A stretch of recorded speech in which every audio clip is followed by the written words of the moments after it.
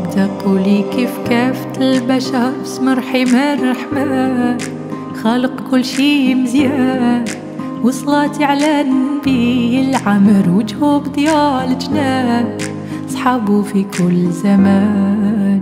يا بنت السلطان انا خديم وانتي صحبك بالشام، بيني وبينك بيبان، زهرة طفلة في الكون قايمة، زينك شحال يبان، مرار وعذب شبان، بصر كله فوق حب العطاء بس كله الوان، ثبتيني بعدك فقري رسمولي ذاك السهر، كيف بلغك في مكان كله جند وجدران.